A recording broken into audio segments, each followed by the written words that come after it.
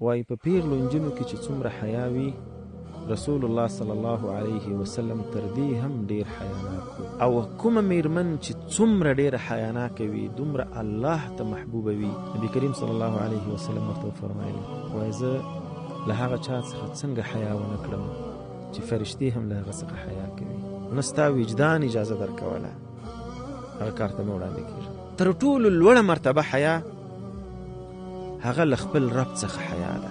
کله چې حیا درنه ولاړه وای بیا نو چې څه کوي کوئ.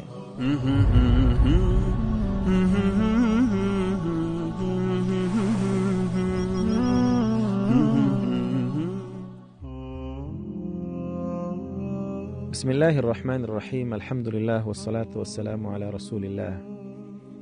ابو سعید خدری رضی الله عنه وای په پیغلو نجونو کې چې څومره حیا وي، رسول الله صلی الله علیه وسلم تر دې هم ډیر حیاناک و.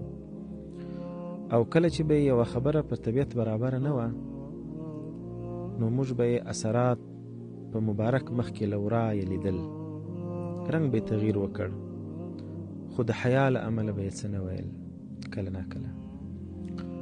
حیا هغه صفت دی چې انسان له ډیرو لویو ګناهونو او لویو مصیبتونو څخه ژغوري. په شریعت کې حیا هغه خوی ته وایي چې انسان له ناوړه چارو څخه راګرځوي. حیا هغه خوی دی چې انسان له ناوړه چارو څخه راګرځوي. وجدان دی، احساس دی، فکر دی.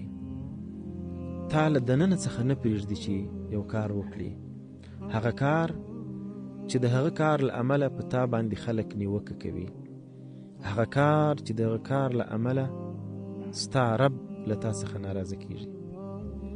له همدې امله نبی کریم صلی الله علیه وسلم فرمایي وای الحیاء کله خیر، حیا وای ټول خیر دی. بل حدیث کې فرمایي چې حیا یوازې خیر راوړي،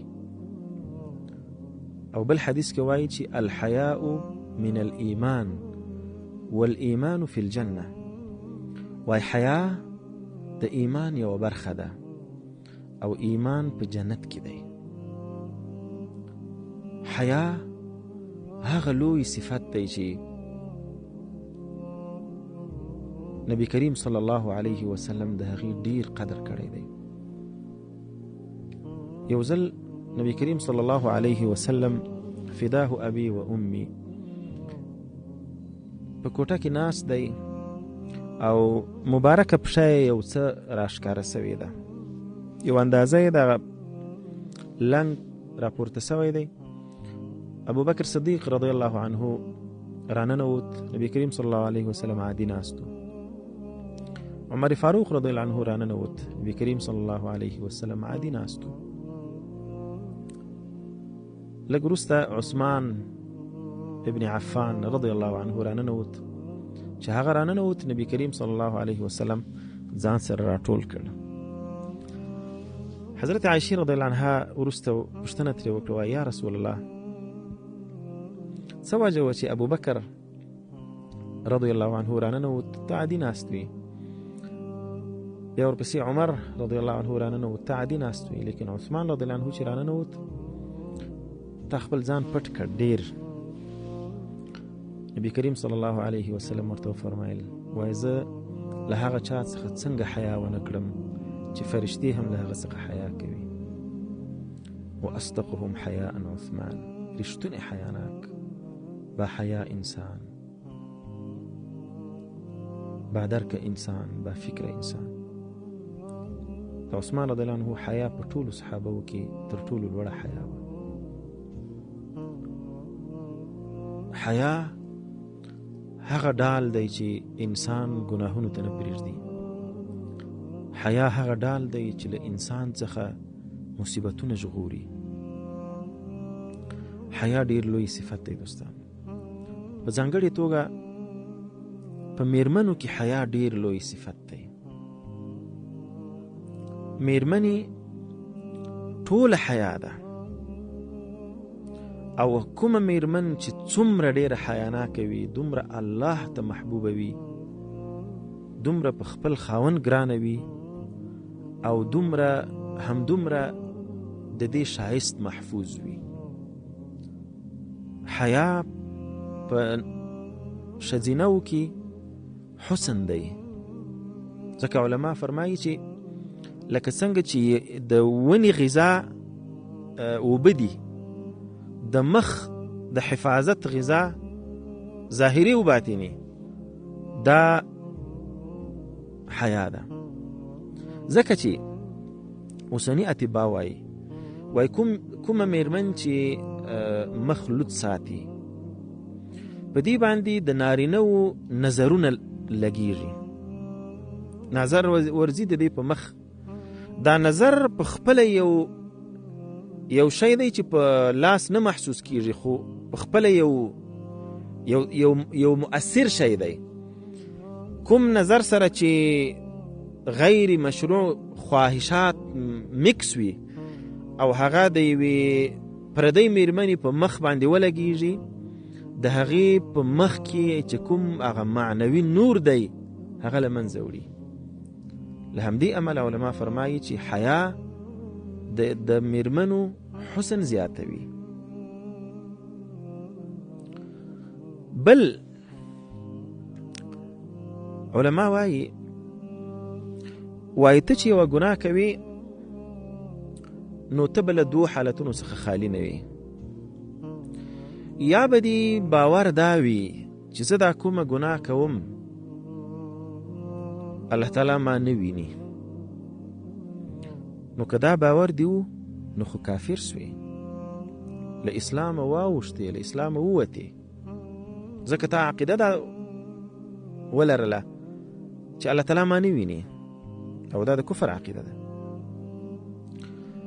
او که یو کار دی کاوه او عقیده دی دا و چې الله جل جلاله ما ویني، خو بیا هم ته هغه کار څخه لاس نه اخلي، نو ته ډېر بې حیا انسان نه یې چې په دې پوهېږې چې زه دا یو معصیت یو ګناه کوم، الله مې ویني، په دې د یقین او باور دی، بیا هم هغه کار کوي، بیا هم په هغه ګناه کې اخته یې، نو ته ډېر بې حیا نه یې، ډېر بې حیا نه یې. له همدې امله دوستانو حیا که غواړو چې له ډېرو ګناهونو څخه بچ اوسو، د حیا صفت باید په ځان کې پیدا کړو. حیا دوه ډوله ده، یو فطري ده، یو کسبي ده. فطري هغه حیا ته وایي چې فطرتاً یو انسان داسې جوړ سوی وي چې هغه خپل خوی دی نه پرېږدي چې دی ځینې تېروتنې وکړي. هغه فطرتاً د انسان سره وي یا نه وي. یوه کسبي حیا ده، هغه دا ده چې ته خپل وجدان وروزه، د وجدان روزنه وکړه، د خپل احساس روزنه وکړه، د خپل فکر تربیه وکړه، او داسې فکر وکړه چې زه دا کار کوم په دې باندې ما چې سبا می خلق ملامتوي، سبا می الله ملامتوي، زما وجدان باید داسې وروزل سي چې اول سر کې همدا وجدان ما ملامت کړي. او بل طرف ته کله چې له یو انسان څخه د حیا صفت زائل شو او ورڅخه لري شو، له ده څخه هغه ډال لري شو چې د حفاظت کوي له ګناهونو څخه، له مصیبتونو څخه، له بدو نومونو څخه حفاظت کوي، هغه ډال ترې لري شو. له همدې امله نبی کریم صلی الله علیه وسلم فرمایي وَإِذَا لَمْ تَسْتَحِ فَاصْنَعْ مَا شِئْتَ.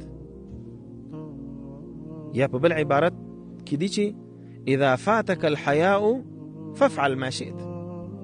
کله چې حیا در نه ولاړه وای بیا نو چې څه کوي کوي، یعنی بیا هغه پرده وشکېدله، بیا هغه ډال مات شو چې تاله مصیبتونو څخه ژغوري، تاله ګناهونو څخه ژغوري، بیا نو چې څه کولای شي هغه کولای شي. د دې معنا دا نه ده چې اجازه ده چې حیا ماته شوه هر څه کوه، نه، دا معنا چې حیا وساته او که حیا درنه ولاړه نو بیا هیڅ شی تا له نورو ګناهونو څخه نشي رانیولی. د حیا خپل مراتب دي. تر ټولو لوړه مرتبه حیا هغه له خپل رب څخه حیا ده، له الله جل جلاله څخه حیا ده. دا فکر کوه چې الله ته زه څومره ګران یم، څومره نعمتونه یې راباندې کړي دي، څومره انعامات یې راباندې کړي دي. مسلمان پیدا کړی یم، صحت یې راکړی ده، ځواني یې راکړې ده، حسن او جمال یې راکړی، مال یې راکړی ده، عافیت یې راکړی ده، وغیره وغیره. په زرګونو نعمتونه یې راکړي دي، لیکن زه په دې ټولو شیانو باندې سترګې پټوم او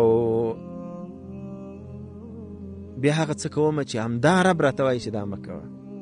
هغه له تا سره احسانات کوي، هغه له تا سره نیکۍ کوي، او ته د هغه له قوانینو او له اوامرو څخه سرغړونې کوي. له هر څه وړاندې او تر ټولو عالی حیا هغه له خپل رب څخه حیا ده. راځئ حیا خپله کړو دوستانو. راځئ په هر مورد کې فکر وکړو چې دا کار چې زه کوم څوک خو به ماته د ولې نه وایي، څوک خو به په ما نیوکه نه کوي، زما وجدان خو به خجالت نه محسوسوي. دا فکر وکړه او بیا د هغه عمل په اړه تصمیم ونیسه. که چیرې وجدان اجازه درکوله، که چیرې دی اجازه درکوله چې خلک بد نه وایي درپسې، که چیرې ستا عقیدې اجازه درکوله، ستا ایمان اجازه درکوله، وی کړه. او که دی نه الله رب العزت اجازه درکوله، نه ستا ایمان اجازه درکوله، نه ستا وجدان اجازه درکوله، هغه کار ته مه وړاندې کېږه. الله تعالی دې موږ ته حیا نصیب کړي. الله تعالی دې زموږ د ټولو ځوانانو د خوندو او ورونو حیا او عفت وساتي. الله تعالی مو دې دغه درون صفت په نصیب کړي او الله تعالی مو دې له نورو مصیبتونو څخه وساتي. السلام علیکم ورحمة الله وبركاته.